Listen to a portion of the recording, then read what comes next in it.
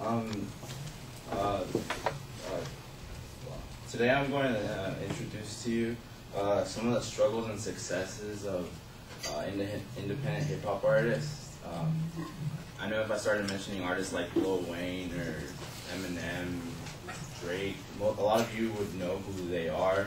But if I started mentioning artists like Slug of Atmosphere or Murs, most of you probably wouldn't know who they are. And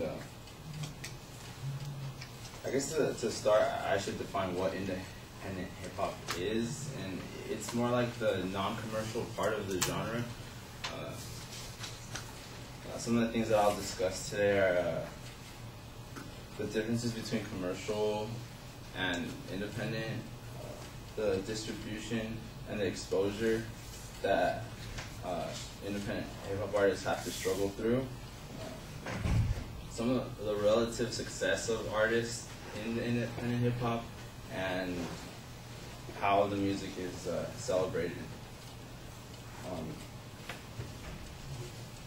Some of the main differences between the artists of commercial and independent are that commercial artists usually talk about things like money, wealth, women, cars, and independent hip hop artists often talk about socio-political issues. I mean, if I just had a song from Lil Wayne, you'd probably be talking about how nice his car is, and an artist like Immortal Technique, he would be talking about what's going on in the world, some of the problems that are faced, or that people are facing, everyday average people.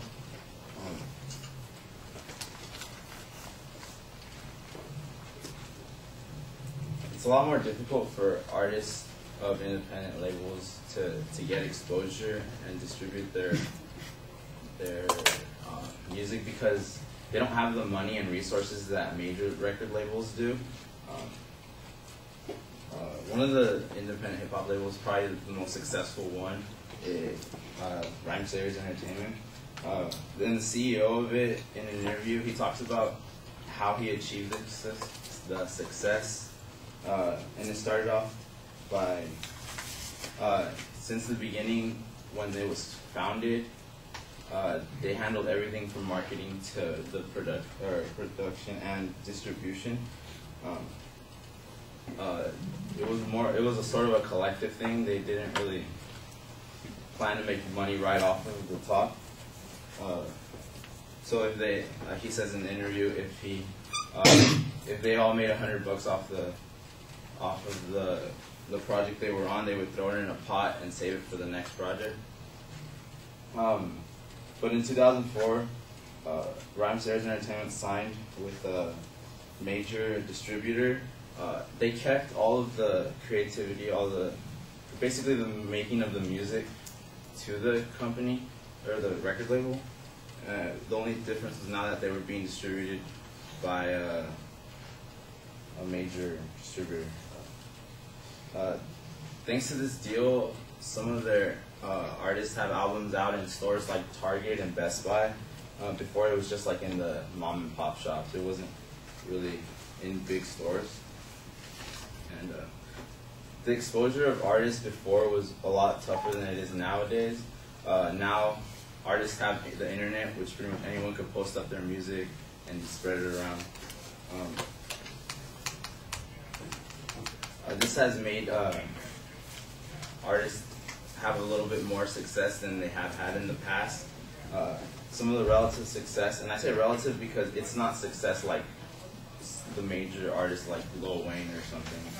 They're not making millions.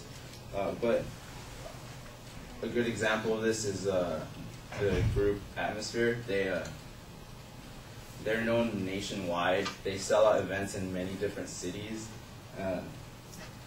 They're even internationally known. They tour in Europe every year and even in Australia. Another group that has had some relative success, they go by the name of Dilated Peoples.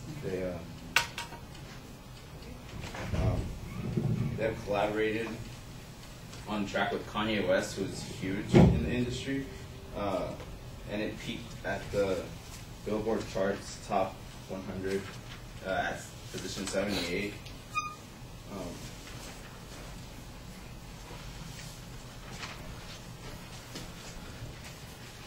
Also, some artists, those are the records. Some artists have helped out other artists.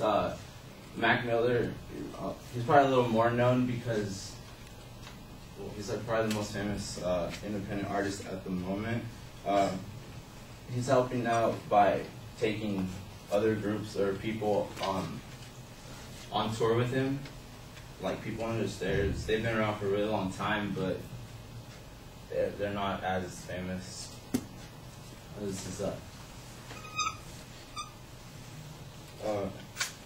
but aside from just music, this is the type of genre, or part of the genre, that's really celebrated. There's independent hip-hop festivals thrown.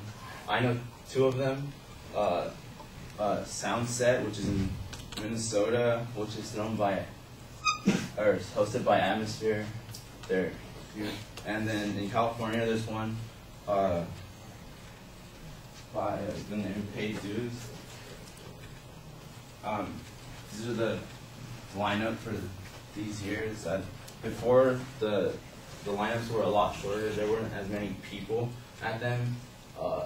Maybe 3 years ago, there would be like half of the people that are this year.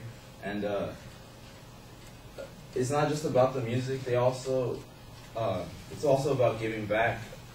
$1 of every ticket that is purchased goes to charity, and also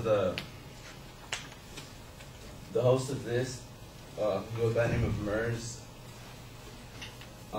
has joined with Habitat for Humanity for the greater Los Angeles area to help homeowners, or people who want to become homeowners but can't afford the loans, to build houses. And by putting the time and effort into building the house, they can get a loan that's 0% interest, and they can finally have a home.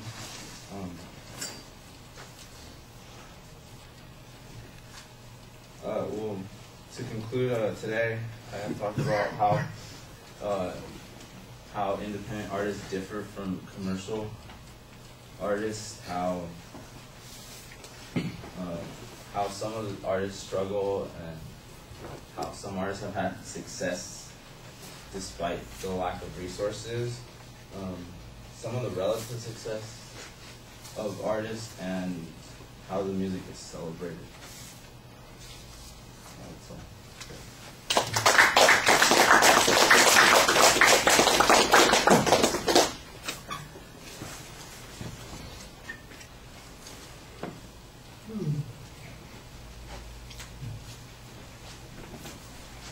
Can you tell me what the time was on that? 8:13.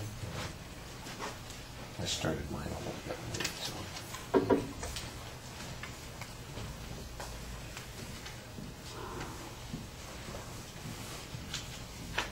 So Minho, what did you think? I thought the topic itself was really interesting, and the intro, I like the intro because you defined the topic well and you explained what you were going to talk about. I liked how you had a lot of comparisons from independent artists to popular hip-hop.